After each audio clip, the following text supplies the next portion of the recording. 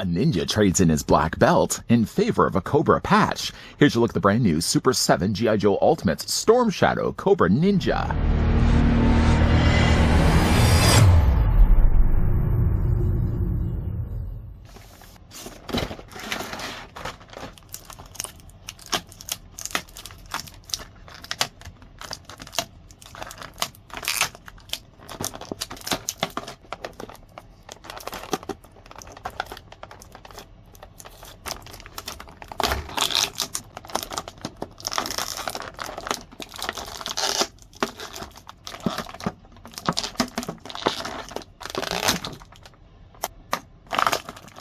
With shifting allegiances and a mysterious past, it's hard to know where Storm Shadow's loyalty truly lies. But this ninja comes from a long line of assassins and is a deadly foe to anyone who'll face him in battle. This 7-inch scale, highly articulated G.I. Joe Ultimate's figure, Storm Shadow, features premium decoration and comes with interchangeable heads and hands, as well as a healthy arsenal of weapons. What we know with Storm Shadow, he may award you with honor now, but you'll be enemies again when you meet in battle. Just, of course, before we get a close look at the new Super 7 G.I. Joe Ultimate Storm Shadow, the tape measure is going to tell us that the figure stands almost 7 inches in height, or is about 17.5 centimeters tall. I know in most fandoms, they tend to make mortal enemies out of Storm Shadow and Snake Eyes, simply just because they both come from the Arashikaji clan. Funny though, in Japanese, Arashi means storm and Kaji means shadow, so Arashikaji literally means storm shadow. But though in the original Sunbow cartoon though, Storm Shadow often was at war with Spirit, a figure that I hope at some point we're going to be getting before Super 7 also cancels the G.I. Joe Ultimates line. Let's bring in some other Cobras right now. Not long ago, we actually looked at Zartan. We can bring him certainly in. Zartan's about the same size as Storm Shadow, though I can't help but notice that Storm Shadow has a much bigger head. We also looked at as Baroness. We can also bring in as well Destro. And here's as well what he looks like with the Cobra Commander. Speaking of Arashikaji, Storm Shadow's real name, in fact, was Thomas S. Arashikaji, so his last name literally was Storm Shadow. He wasn't being very creative when it came to coming up with his Cobra Ninja name. Though the figure does come included some pretty nice ninja accessories, some of which are as well references to the original Sunbow series. The figure, first of all, and probably likely the things I'm going to be losing easily the most, is the figure comes include not one, not two, but if I can grab actually the third one, he comes with a pair of shurikens. The shurikens all seem to be of the same size. They're all molded here in silver plastic. Again, I'm likely probably going to be losing these.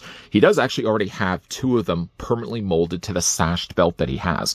There is also technically a slot in between this shuriken and the one off to the side here that I suppose you could take another one of these shurikens, just again showing you guys what that looks like up close and personal.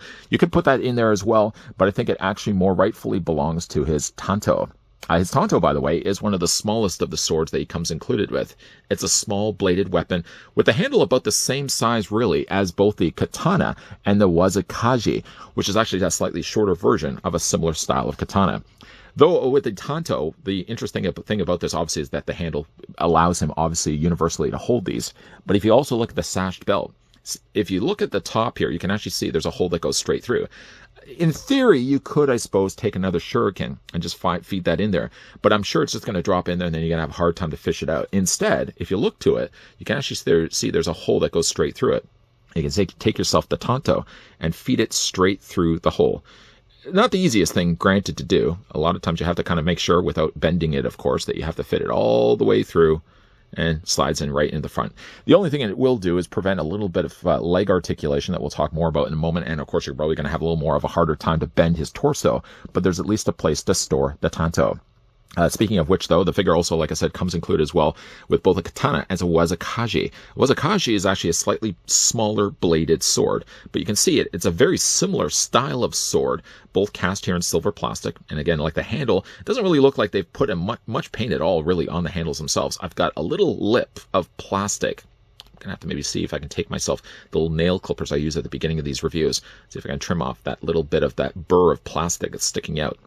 He could technically, of course, hold any one of these accessories, but he also has as well on the back a place to store at least the swords. I mean, you kind of have to go by length, so you can take yourself the katana, that slides very easily. Take the wazakashi, that also slides in as well. And then there's also a secondary storage place, a quiver, if you will, to store then the provided arrows that he also comes included with as well. The figure has with these not only a bow, and what I do like about the bow is that they didn't mold this just in plastic. They actually gave it a real cording line, so it has a little bit of elasticity to it. And then he also comes included with fairly thick-looking arrows. The arrows themselves at least have a little bit of silver on the end of them. Other than that, though, they're pretty much just all molded here in a very matte gray plastic. The thing I have about this, as I'm waving my finger around, if you go to store the arrows in the quiver on the back of his body, I find that they don't all seem to go in there. I mean, there seems to be enough space that you can accommodate. I mean, there's one already. You would think that then looking at the other two, I mean, there's more than enough space. Why can't you fit all three in there? Well, the problem with it, though, is that there seems to be something on the bottom of the quiver not allowing the arrows to go completely in. I don't know if there's actually holes. I tried to take myself a little lamplight, a little flashlight, see if I can shine it in there, see if there's actually holes dedicated for each of the arrows. But it definitely seems like there's something obstructing the arrows from going all the way in there. If anything, I can usually get 2 of the arrows in, and even, I don't know if you can even see the way I'm fighting to get those in there. But then it always seems to be the case with the 3rd arrow that I have the hardest time to get it in there. It just doesn't seem to fit in there. You could also, granted, have this also displayed in his hand, but I think that, I mean, obviously you'd want to have all the arrows in there, and it just seems like I'm fighting with it. I really don't want to break really any of the arrows anyways, but I just feel like I'm having to fight to get the arrows actually in there. As mentioned, the figure does, like I said, also come included with the bow. The bow does actually have, if I can grab the proper hand, a hand for holding this. So if you wanted to have the rope, the threading of the bow, fit in between his fingers, you could have him drawing back the bow if you're displaying him on the shelf like that. The figure also as well comes included with a hand for holding, my guess is the shurikens or throwing stars. As you can see with the fingers so close to the thumb like this, they fit very perfectly, the shurikens. And again, you probably could only be able to hold just the one. The figure also as well comes included with a couple of karate chopping hands. It's probably the easiest thing I could way to describe those. And then he also comes included with a couple of sparring hands. Also, by the way, he already has in his sockets of his forearms right now closed fists. We're going to be changing those out shortly. The figure also comes included with a pair of nunchuck. It only has really one pair. I mean, would it still be a pair? I guess it would only just be one nunchuck, even though it has 2 handles. Connected to the handles, there you can see there's a real working chain. Nice nunchuck. The figure also comes included with another hand. I can't help but leave that off. I almost left it off, in fact. Actually, he comes included with this hand as well. Also good for holding the swords. And the figure also comes included with an alternate arm that can swap out with this arm that's over here that happens to have as well the Urashikaji symbol on the top there. Don't have any plans at all to really display the figure with this. The one other thing that he also comes included with, more referencing to an episode in G.I. Joe, is that he comes with the original Excalibur. I love the fact that they actually included this. I believe from what I remember, it's a sword that basically can slice through pretty much anything. It's a neat looking weapon, and again, a nice little reference to the original G.I. Joe Real American Hero series. You know, as again, I take a bit of a pause to kind of compose my thoughts. I guess one of the things I could talk about is the fact that the figure comes included as well with a sniper rifle. Not too bothered about that, but the fact that the figure also comes included with an alternate head sculpt, which happens to be this one here, which I think is just a Storm Shadow that has like a gas mask, face mask over top of his face. I'm sure it is referenced in an episode of G.I. Joe. I just can't quite recall it at the time. What I can, though, recall is that, first of all, I have no plans at all to ever display the figure with this. Why would you buy yourself a Storm Shadow? Not that I'm going to be pointing my finger at people that decide that they want to do this, but why would you want to pick up a Storm Shadow and then display the figure with a mask that you probably only see in one episode of the entire series?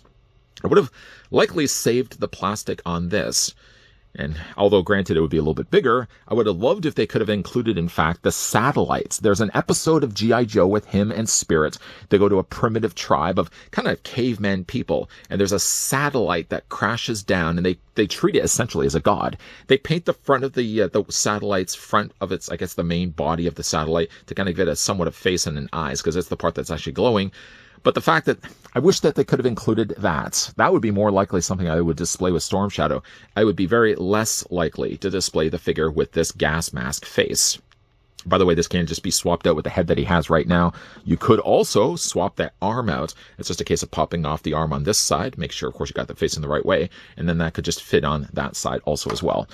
With that being said, let's go ahead and remove the arrows. Let's also as well remove the Wakasashi sword.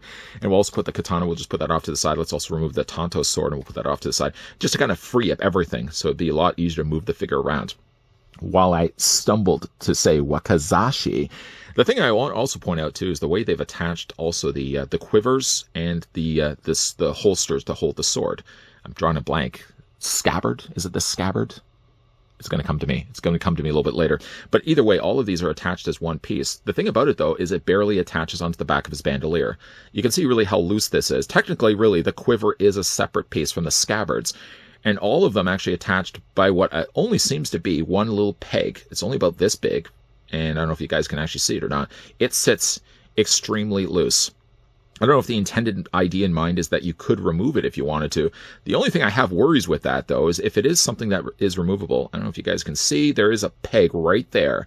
If it does fit through the bandolier, which I'm assuming it does, I would imagine that probably could do damage then to try to put it back if you ever change your mind down the road. I just wish that this was more permanently attached. Not that I really would enforce the idea of gluing anything, but I just think that if this was glued properly on the back of his body, maybe they made it deliberately loose so you'd be able to move his body around. But like, his torso joint is technically further down, so it wouldn't really necessarily obstruct anything if they took the holsters, if they took, of course, the scabbard and the quiver, and they just permanently attached it onto the back of Storm Shadow's body. Just made it glued. Just glue it in place. That's all it really needed to do.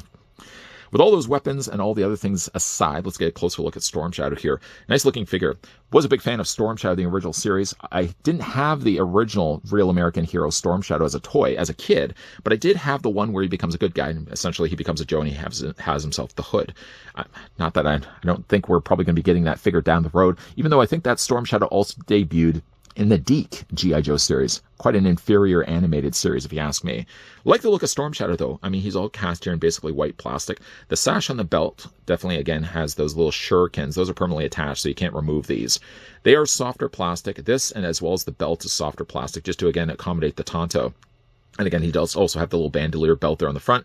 Nice painted Cobra logo there on the side. I don't know if we spent really a lot of time talking about his face, but the face I have no problems with at all.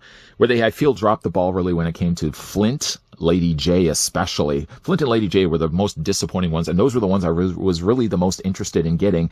Those have dropped the ball, certainly when it came to paint. Baroness at that time as well. That was really inferior looking Baroness. But I got to say, like, to the credit of Super 7, while they have missed the mark on some of their figures, we just recently had a look at one of their Simpsons Ultimate figures, the Devil Flanders. I go to extensive lengths to talk about my concerns with that figure if you haven't already checked out that review. But, you know, I feel like with G.I. Joe, they've done things well with the figures. All the figures lately have been really good. They've been painted decently. Zartan was a little questionable, I think, with his head sculpt. Probably could have used a little bit more paint. But I feel like Storm Shadow picks the spare up and then proceeds to knock down all the rest of the pins. I think he actually does the figure pretty good. I mean, I think they've done the figure pretty good. Not, again, a lot of paint, but I think the paint that they've at least afforded this figure has been pretty well done. Now, for the figure's articulation, Storm Shadow's head is going to be on a ball joint. It does allow the head to rotate all the way around. Head looks up about that far and looks down that far. I know for a second it looked like I may have missed it. That far or that far. That far down basically is just his neutral expression or neutral angle of his head sculpt. The head also rocks slightly back and forth as well. That's it. As for the arms, they do a much better job of being able to hinge. You can bring those easily out at 90 degrees. You can take those arms and rotate them all the way around. And the figure also has as well the bicep swivel, of course, the single hinge on the elbow. I know that kind of bothers a lot of collectors. Like, why wouldn't these figures have more than one single? A single hinge really, I feel, doesn't really cut it, especially if you want to have the figures displayed, especially as a ninja. You'd really like to think that they could have added double hinges on their elbows. But I think it's kind of started the trend with Lion-O. Lion-O, from like the Matty Collector days of when they were doing the Thundercats, then Super 7 picked up the property. They still retained only the single hinge, kind of basing it more, I feel, from the Master Universe Classics. And I just feel like Super 7 have followed suit with every figure after that. Every other figure, every other license has all basically had single hinges in the elbows, single hinges in the knees. I don't want to think that I'm going to be blaming it all on Thundercats Lion-O, but maybe that's the figure that started it all. Single, again, hinges on the elbows. The hands do rotate all the way around. Notably, though, when you do decide you want to change the hand, so if you want to just pop that out, for example, and let's just pop this one in instead. I just find that you really have to put a lot of pressure to get the hands in there, and even then, they feel like they still sit pretty loose. The upper torso is going to be, again, on that crunch. You can rotate the torso back and forth. I'm a little worried about clipping this, but again, like, at least they're softer plastic that even if I do clip them, I don't feel like I'm going to necessarily be breaking off the Ninja Stars. Legs do split out. They're on ball joints, or hinge joints, I really should say. The legs split out forward, or move forward and back. There's a slight swivel at the top of the thigh. Single hinge, again, only on the knee. Nothing in the rotational here down below in the lower calf, but at least his lower legs, where his feet basically begin, actually do rotate all the way around. There is the ankle pivot and an ankle rocker back and forth as well. like the look of Storm Shadow. You know, again, like, even though I don't know if we are going to be getting ourselves, I really hope that we are going to be getting ourselves as Spirit at some point. Because again, like, I know a lot of people, fandom-wise, really like to pair the two of Storm Shadow and Snake Eyes together, but really they didn't have a lot of screen time in the original Sunbow series. A lot of times it was more so Spirit. Spirit was always the foil to Storm Shadow, and I do hope at one point we do get ourselves a Spirits, if whatever longevity we have left in the G.I. Joe Ultimates line.